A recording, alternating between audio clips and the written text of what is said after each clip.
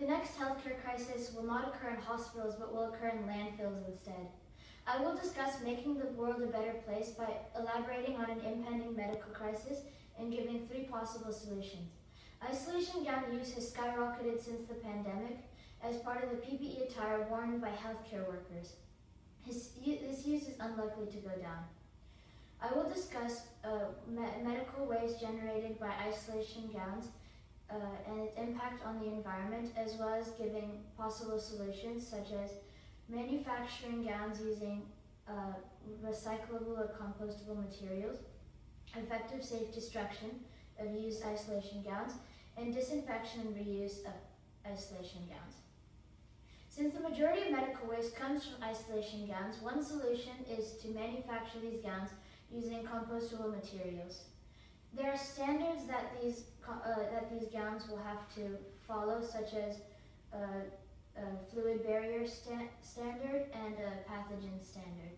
One material that complies with both standards is called UM39, developed by Caden Scott, a PhD candidate from the University of Maine. This material degrades within 42 days under industrial composting conditions. A gown made of this material also exceeded the testing of requirements for a level 3 isolation gown.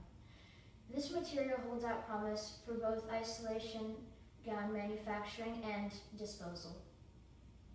However, the UM39 has a rigorous approval process and is unavailable.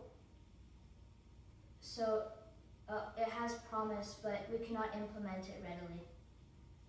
Another solution to this problem would be the safe destruction of used isolation gowns. Incineration of isolation gowns causes toxic gases to be released in the air and leads to the formation of toxic ash that still requires landfilling.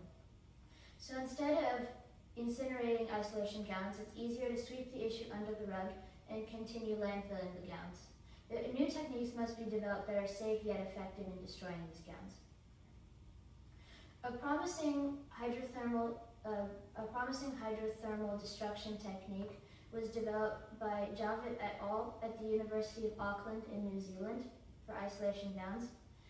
This technique used temperatures between 250 and 350 degrees Celsius, and it reduced the solid waste level on the gown to 97.6% with safe byproducts.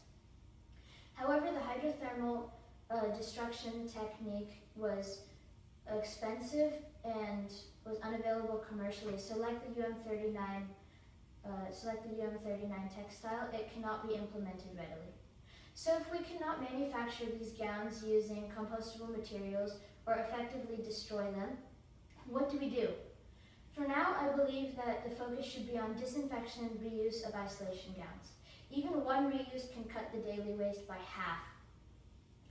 Isolation gowns are exposed to a number of microorganisms in the hospital setting. The 4 main types of hospital-acquired infections come from Staph aureus, E. coli, Pseudomonas, and the Staph epidermidis species.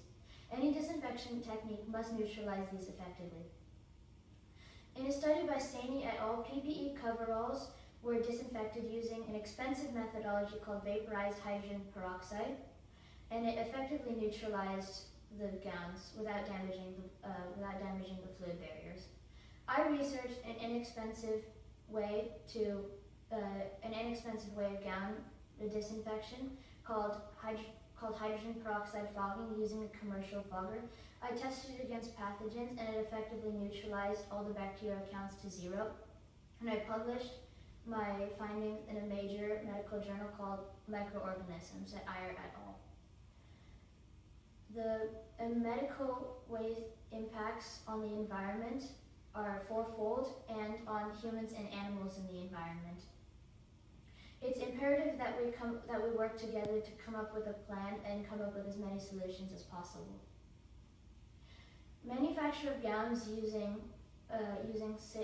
compostable and recyclable materials, effective safe destruction of used isolation gowns, and disinfection and reuse of isolation gowns are all possible solutions to this problem. So, in summary, not every complication in healthcare ends up on a patient's medical records. Our time to address this crisis is now.